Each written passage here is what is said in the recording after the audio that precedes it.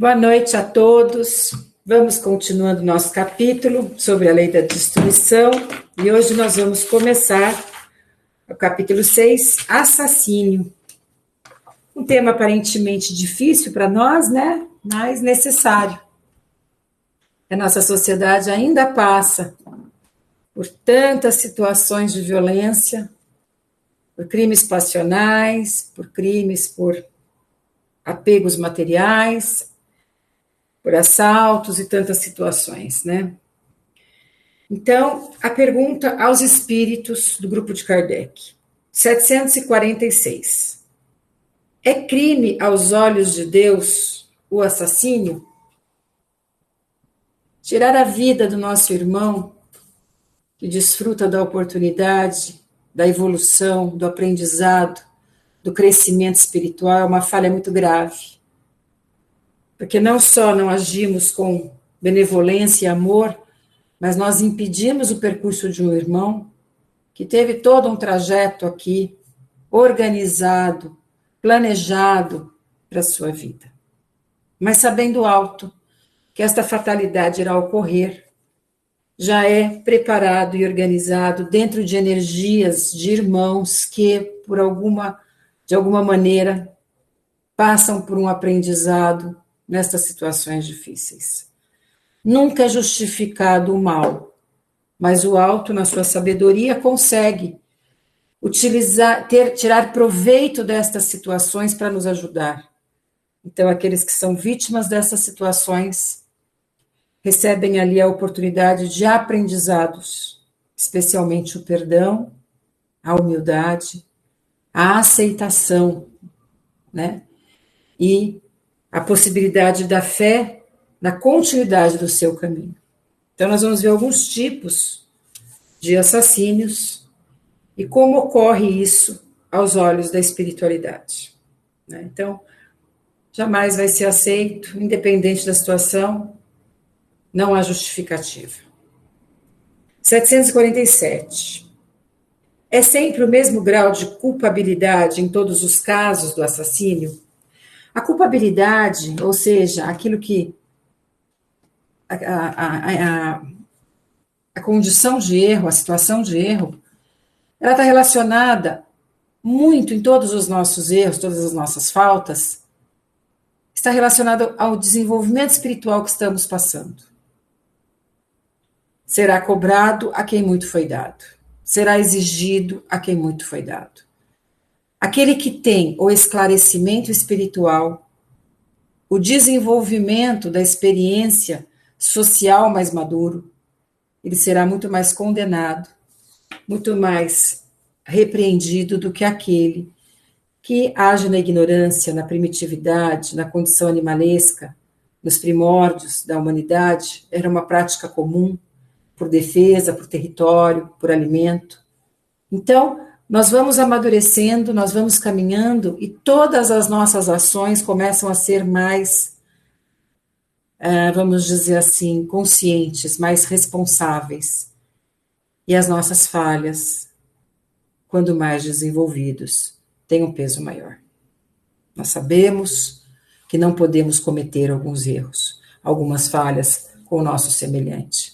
Então, quando nós erramos consciente, existe uma responsabilidade maior. Isso não significa que o alto nos punirá mais, não é o alto que pune. Mas nós nos cobraremos, teremos um senso, o juízo de consciência de que não poderíamos falhar naquilo, porque estava claro para nós que aquilo não poderia ser cometido. Claro que aqui é num caso extremo, mas em todas as situações de vida, quanto mais esclarecimento, maior a nossa responsabilidade, maior a nossa consciência nos chamando. O nosso juízo é a consciência, não é exterior. Então, quanto mais nós temos condição de nos avaliar, mais pesado fica aquilo que nós fazemos contra a lei divina, contra a nossa centelha sagrada. Então, existe uma diferença enorme de responsabilidade destas ações inadequadas, né? Não só a situação de maturidade espiritual, mas aqui no caso dos assassinos, há situação que nos levou a causar isto, a levar a isto. Até na Terra, os homens já diferenciam leis para os crimes passionais e os não passionais, aos crimes intencionais e não intencionais. Ou seja, quando eu vou ferir a vida do meu semelhante com intenção de fazer, tem uma gravidade maior, em contraponto a eu fazer sem perceber, sem ter intenção, sem querer, vamos dizer assim. Isso na lei já é diferente. E aos olhos do alto da mesma forma. Quando eu tenho um crime passional, eu reajo sob forte emoção, eu nem penso, né? É claro que não é aceitável, mas é um pouco mais compreendido perante a lei do que um crime detalhado, articulado e premeditado. Então, a própria Justiça da Terra determina de maneira diversa todas as situações. Assim como na legítima defesa. É o nosso irmão e nós, né? Nós estamos numa situação de vida e de morte. Se nós nos defendemos e aquilo nunca passou pela nossa cabeça, atentar contra a vida do semelhante, mas nós não estamos numa situação em que seremos violentados, agredidos, mortos, e podemos reagir e agir da mesma forma, tem uma condenação para nossa consciência também diferente de uma situação premeditada ou intencional. Isso tudo, mais uma vez, em todas as nossas faltas, não é o alto que vai nos cobrar, ou uma justiça, um juiz, um algoz espiritual, mas a nossa consciência. Além de que, não está falando aqui, mas além dos envolvimentos espirituais que carregamos ao cometer uma situação tão violenta, né? Os processos obsessivos, as interferências espirituais, enquanto consequência de atos impensados, situações que realmente modificam toda a estrutura da família, daquele indivíduo e tudo que ocorre. Então, a situação hoje é difícil, a gente tem uma situação de guerra, como nós falamos semana passada, temos as situações dos duelos, que nós vamos estudar também, que é outra barbaridade, e as situações do assassino. O que modifica o homem neste contexto? A reforma íntima, a reforma espiritual, a aceitação da diversidade de condições aqui emocionais e espirituais, onde, apesar das mágoas recebidas, das necessidades pungentes, de tudo aquilo que leva o homem a atitudes impensadas, com a sua lapidação espiritual cada vez maior, estes fatores são inexistentes nas sociedades onde a espiritualidade alcançou uma maturidade maior. Então, nos mundos de regeneração, não haverá assassinato, não haverá guerra, não haverá duelo, não haverá revanche, não haverá essas ações ainda do homem primitivo. Nós ainda carregamos o instinto animal, nem o animal mata como nós matamos, né? O instinto materializado, o instinto da mágoa e do ódio, do rancor, da vingança e do orgulho. Esse é o instinto que leva à morte do semelhante. Então, nem os animais fazem isso, eles fazem somente para se alimentar. Então, as perguntas aos espíritos. Em caso de legítima defesa, desculpa, anterior, é sempre o grau de culpabilidade em todos os casos? Não, né? Já temos dito que Deus é justo e julga mais pela intenção do que pelo fato. Há momentos também que as pessoas são responsáveis pelo desencarne do semelhante, mas sem nenhuma intenção, né? Causam um incêndio, causam um acidente não intencional ou não, enfim, uma tragédia, vamos dizer assim, que leva ao desencarne de um irmão. Então, não houve intenção nenhuma, não houve vontade nenhuma, muitas vezes até são parentes, né? Ocorre isso entre parentes. Então, tudo isso de uma dor infinita a nós, né? É um karma muito difícil carregarmos essa situação. E é uma fatalidade que temos que entender que há uma diversidade de responsabilidade, né? Assim como a terra, os homens já julgam de forma diferente. Em caso de legítima defesa, excusa a Deus o assassínio? Então, como diz o auto, só a necessidade o pode excusar, mas desde que o agredido possa preservar sua vida, sem atentar contra de seu agredor, deve fazê-lo. Ou seja, a violência, a morte do semelhante é o último caso. Se formos agredidos, se a nossa vida estiver em risco e tivermos que reagir, que a morte seja, o assassínio seja o último veículo. Tem o homem culpa dos assassínios que pratica durante a guerra? Isso nós falamos um pouquinho aula passada, não é? Existem os responsáveis reais pelas guerras, existem indivíduos que vão à guerra com a ganância, né, a vontade, o instinto da violência, e existem os irmãos que estão ali totalmente entregues à submissão, à subjugação do mando, e não tem nenhuma responsabilidade sobre o que está acontecendo ali.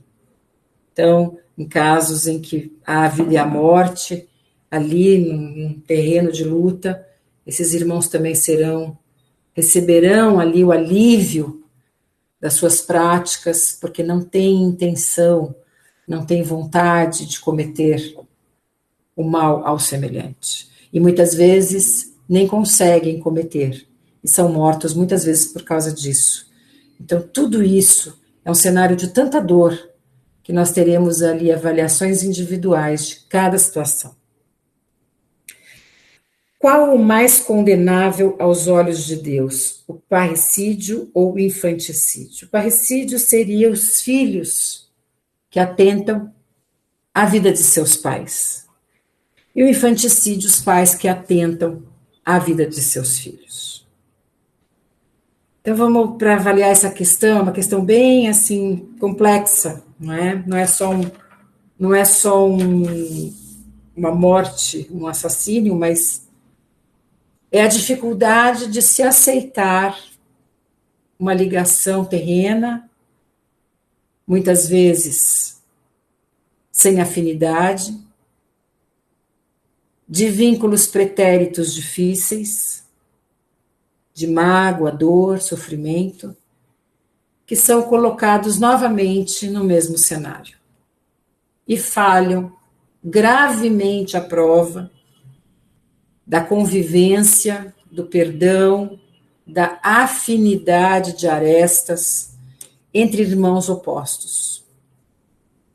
Estes irmãos pediram para estarem juntos.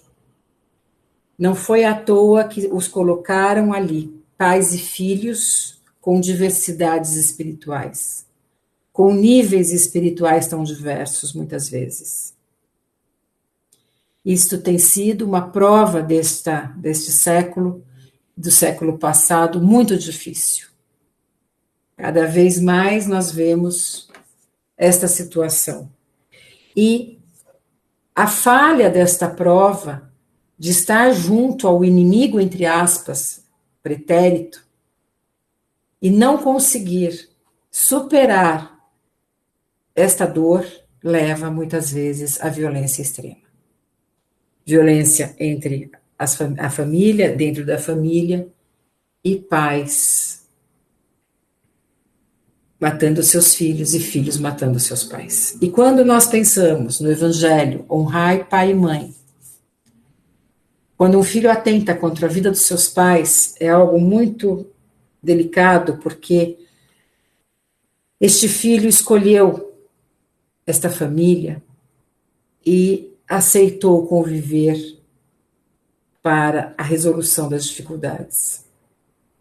E estes pais, de alguma maneira, deram a vida, deram o sustento, deram o alimento, deram aquilo que podiam, né? Claro que não são perfeitos, mas deram aquilo que foi possível. E quando um filho atenta à vida dos pais, ele tem uma dificuldade muito grande na sua vida espiritual, na sua consciência espiritual. Porque honrar pai e mãe é um dever sagrado. como Jesus nos ensinou. Ser digno daqueles que nos deram a oportunidade da vida. Então, isso está no Evangelho. A honra do pai e da mãe, porque eles estão dando aquilo que eles podem. Da mesma forma, pais e filhos. Os pais escolheram aquela criança, né? E por dificuldade no convívio com a criança, por distúrbios espirituais, distúrbios emocionais, falta de tratamento, às vezes até depressão não tratada, com interferências espirituais. Nós vemos aí casos terríveis de morte de crianças, jovens, através dos seus pais. Então, é um capítulo delicado, que cabe a nós a prece a esses irmãos, o sentimento de compaixão a estas dores tão difíceis, imagino quase insuperáveis aqui na vida terrena, né, para continuar a caminhada. Então, que eles possam estar sendo envolvidos pelo nosso amor, para que essas situações sejam cada vez mais abrandadas e se transformem no nosso planeta. Infelizmente, tem sido muito comum ainda. Como se explica que entre alguns povos já adiantados, sobre o ponto de vista intelectual, o infanticídio seja um costume e esteja consagrado pela legislação? Então, quando nós pensamos em tecnologia, desenvolvimento intelectual, como fala a pergunta, ela não tem relação nenhuma com o nosso valor moral. Nós podemos ter todas as ciências, o saber de todos os mundos. Se nós não tivermos o amor, nós nada seremos. Como disse Paulo, se não houver a caridade, nada seremos. Então, não adianta a sociedade estar desenvolvida como estamos desenvolvidos intelectualmente e ainda vemos as barbaridades morais que visualizamos ao nosso redor em todos os setores. Então, a intelectualidade desenvolvida não define a evolução de um planeta. Quando evolução moral e evolução intelectual participam do mesmo crescimento, aí sim nós temos um planeta desenvolvido. Quando só uma das esferas estão desenvolvidas, nós não chegamos à conclusão, né? A nossa Terra tem esta característica da ascensão intelectual e da pouca reforma moral. Então nós estamos aí lutando. O Cristo veio para que esse avanço ocorresse. O Espírito da Verdade veio para que esse avanço ocorresse. E agora, todas as transformações que estão passando, elas buscam, de alguma maneira, esta rápida transformação da visão, da consciência moral do indivíduo perante o seu semelhante. Então, não é um tema delicado, mas o que a gente tira desta parte do capítulo, que nada que se atente contra o irmão, nem só a vida material, mas a violência, o desrespeito, que às vezes são tão violentos quanto a morte de um indivíduo, para o indivíduo, nenhuma delas se justifica. Porque tudo que o semelhante, ao nosso ver, nos ofende, são situações nossas que carregamos dentro de nós, onde aquele irmão só representa um lembrete, um espelho daquilo que somos.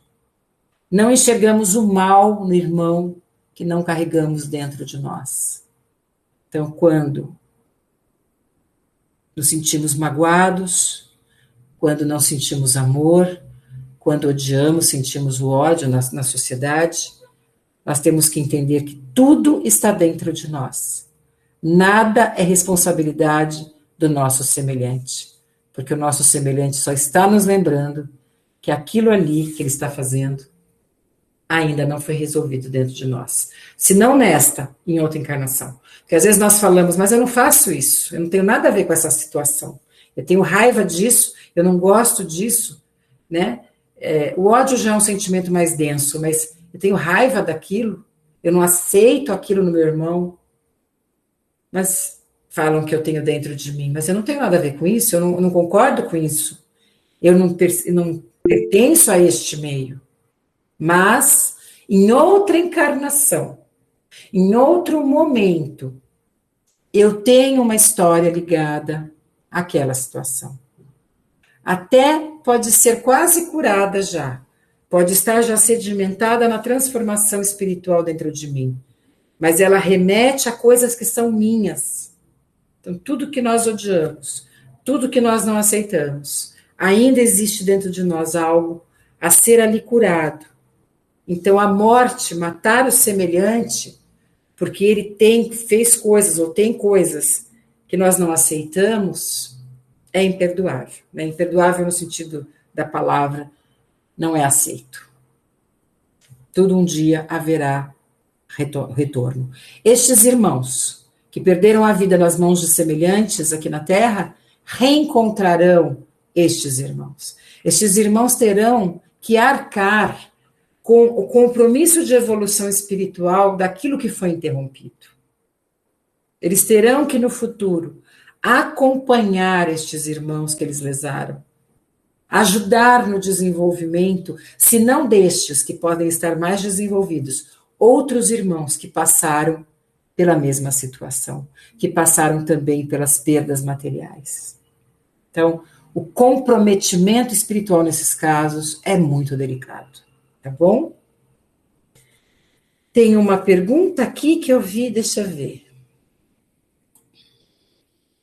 O que dizer sobre o aborto? Marcelo, o aborto para o kardecismo, ele não é aceito, uma vez que no momento da concepção, o espírito já se liga ali ao zigoto, né, ao feto, ao óvulo. Então, existe um livro lindo que fala, não sei se é os mensageiros ou os missionários, que fala do processo de reencarnação e conta para nós no capítulo como o espírito é trazido ao ventre materno, né?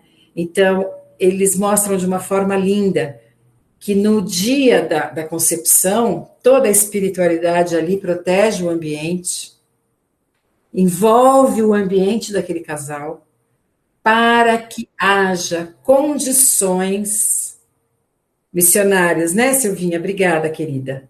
Missionários, né? Obrigada. Todo mundo aí já leu. Então, só para quem não viu o capítulo. E mostra que no momento que há o relacionamento, que há o sêmen ligado ao óvulo, naquele momento, o espírito já é trazido ao corpo, né, para ali começar, ainda inconsciente o espírito, ele adormece, para começar o trajeto de crescimento material e esquecimento da vida espiritual para após o nascimento, voltando à consciência deste espírito. Então, vejam, a gente entende que este bebê já está ali com o seu espírito ligado a ele. Então, é uma situação que não cabe aqui discutirmos, né? Existe uma série de colocações em relação ao aborto, mas para a espiritualidade, ali, aquele feto já está ligado ao espírito, tá bom? Então, não há uma ligação do espírito somente na hora que nasce o bebê, ou durante a gestação, não, é logo no momento. Então, aí vocês leram os missionários e tem esse capítulo que conta um pouquinho. E aí, a gente volta para a mesma questão. No desconhecimento, nós falhamos. Hoje que nós conhecemos a lei, nós agimos de uma maneira diferente. Então, aqueles que estiverem envolvidos a estas situações, que não vão ao encontro do que a espiritualidade espera de nós, nós agora conscientes, esclarecidos, nós tomamos uma outra leitura, né, sobre como agir nas nossas vidas. Independente das condições políticas, das leis humanas, independente dos fatores de saúde, enfim, existe uma discussão infinita em relação a isso. Mas para o espiritual, é essa leitura que nós temos, tá bom? Quem fez a pergunta? Marcelo, né, Marcelo? Tá respondida, Marcelo, a questão? Tudo bem?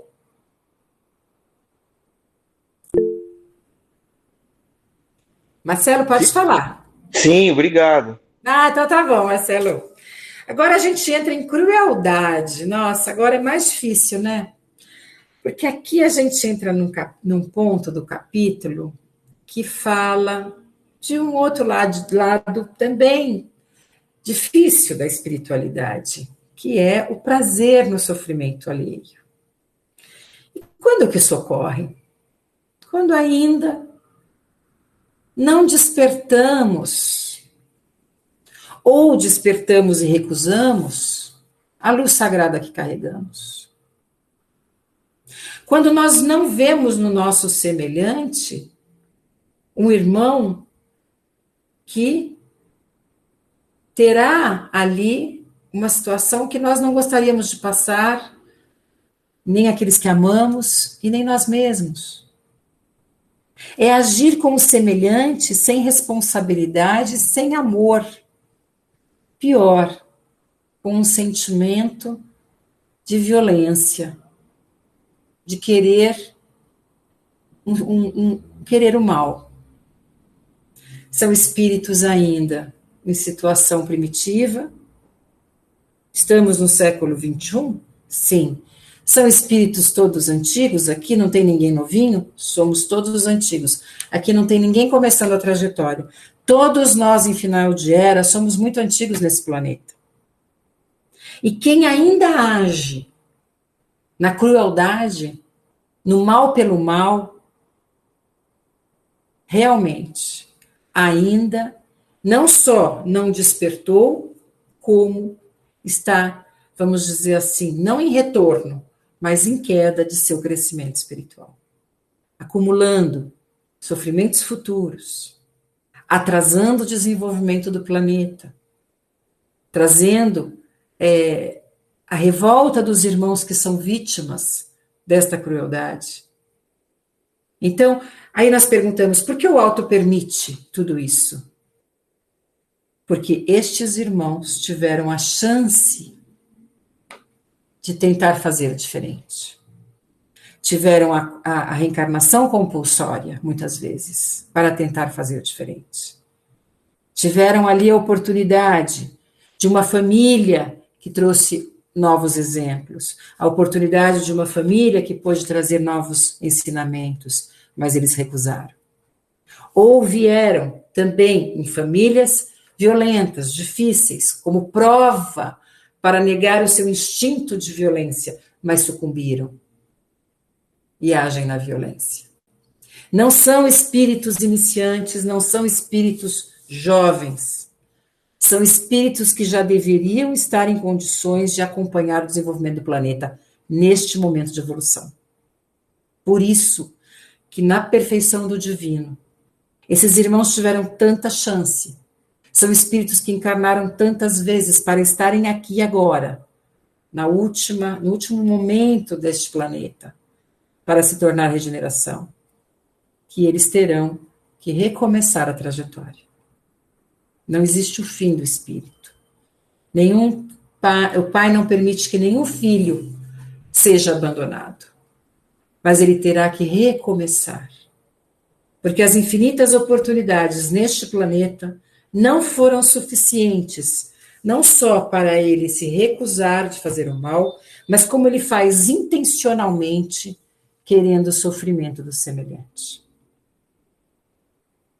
Este sofrimento pode ser um sofrimento físico, pode ser um sofrimento espiritual, pode ser um sofrimento, gerar um sofrimento emocional grave no semelhante, mas neste caso aqui, está ligado ao instinto de destruição, ou seja, nós estamos no capítulo que fala da crueldade em relação à vida e à morte, né? Então, a violência, a agressão, tudo aquilo que o homem ainda gera para violentar a lei divina, que é o amor ao próximo. Então, os espíritos perguntam, Pode-se aligar o sentimento de crueldade ao instinto de destruição? Jamais. Jamais. Porque o senso de crueldade, ele não está ligado a nada divino, a nenhuma lei natural. Isto é a imperfeição do espírito encarnado.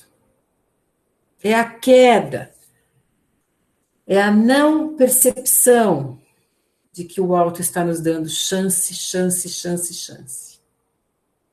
Então, mas não é justo agora que vai mudar o planeta, então esses irmãozinhos não podem encarnar mais?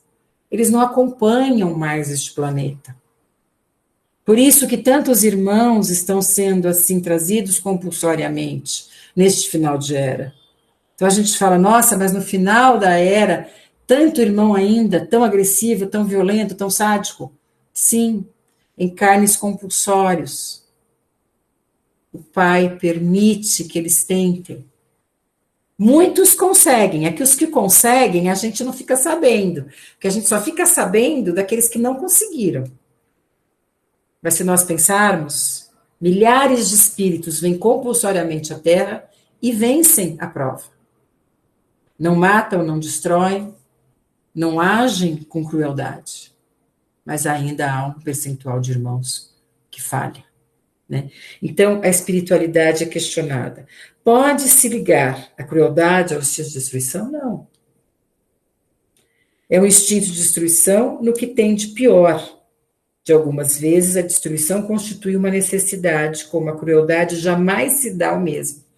Ser cruel jamais, passar pela crueldade jamais será útil. Traz revolta, né? Traz indignação, é o mal pelo mal. Então, a lei da destruição é natural, morrermos, desencarnarmos, mas o mal que o homem aplica ao seu semelhante, isso nunca vai ser justificado. Por que razão a crueldade forma o caráter predominante dos povos primitivos? Porque eles ainda não tinham despertado. Então, eles faziam rituais, eles faziam celebrações, guerras, eles doavam. Hoje o homem faz sacrifícios com má intenção. Na primitividade, eram práticas naturais, eles ofereciam aqueles corpos de animais ou semelhantes como sacrifícios aos deuses. Era por ignorância. Hoje já não. Porque hoje ninguém está aqui como espírito primitivo. Estamos como espíritos já, que tivemos muitas encarnações, mas que estão em queda. Então, neste caso, há uma diferença? Sim. Lá nos primórdios, o homem era canibal.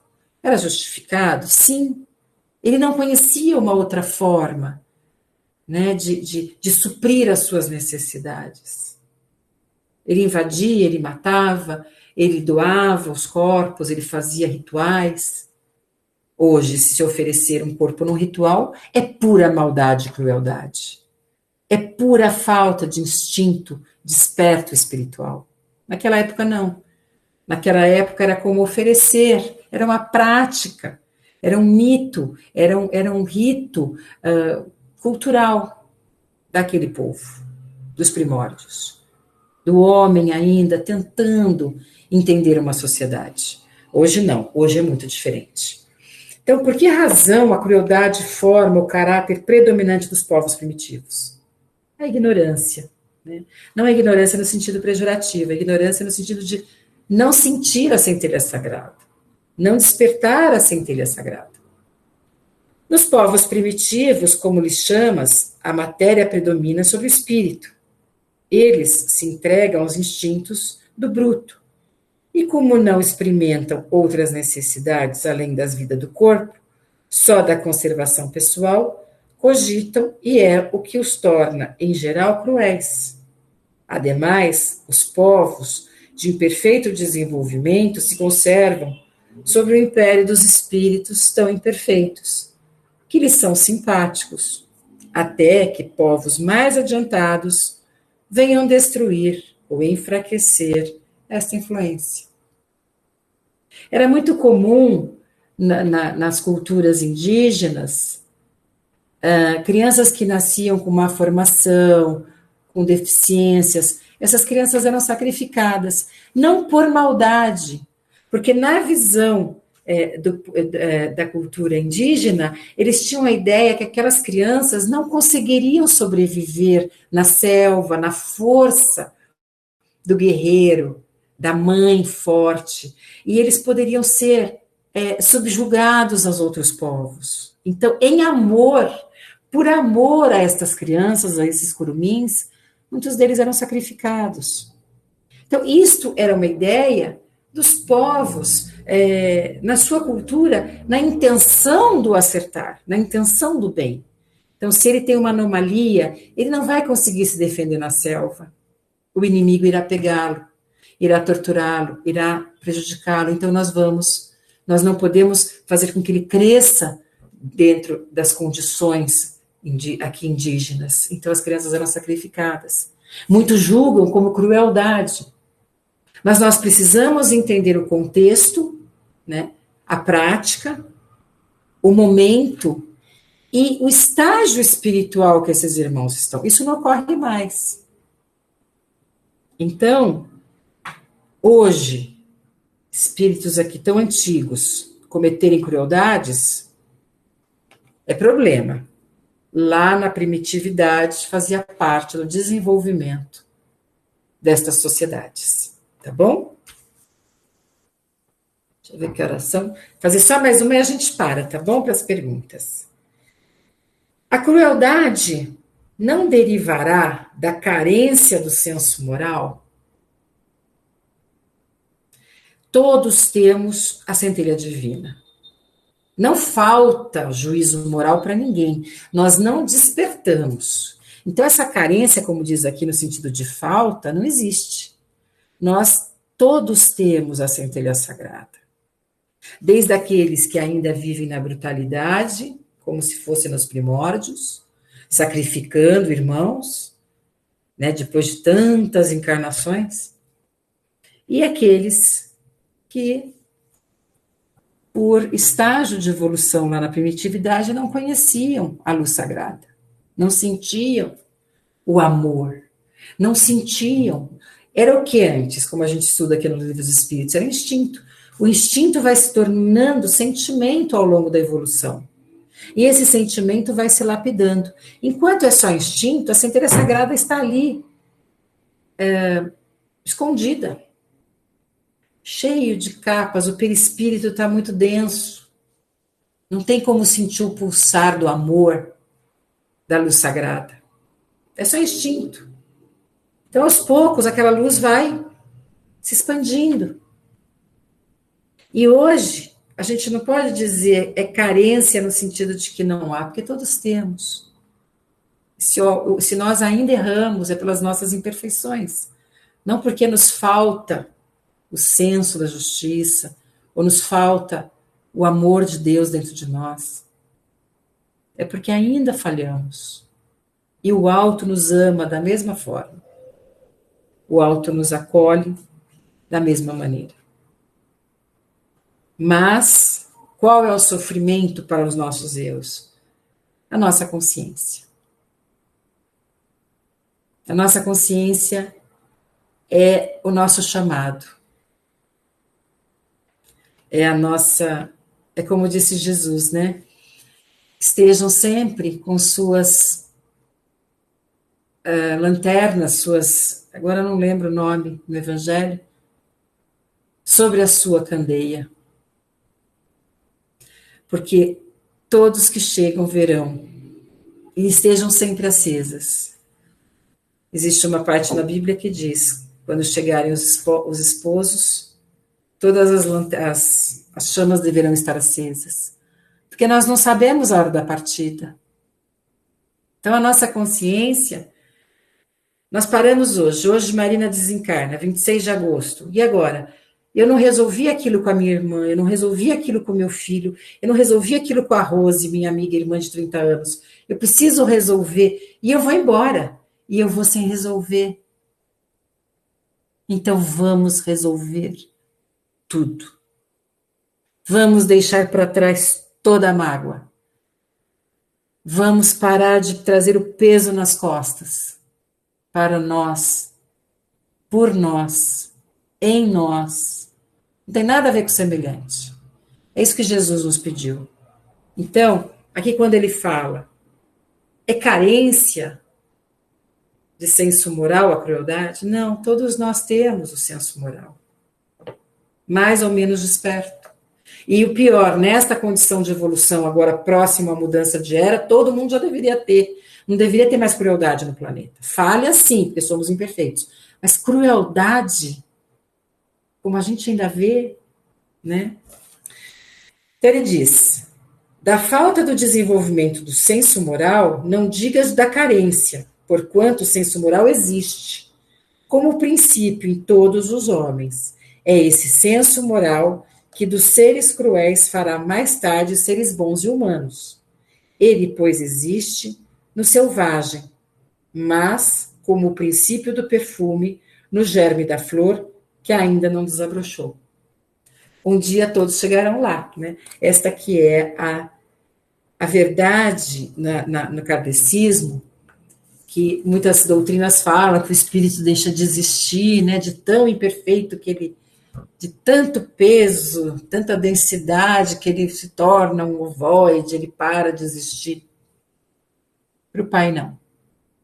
O kardecismo nos ensina que todos terão uma chance.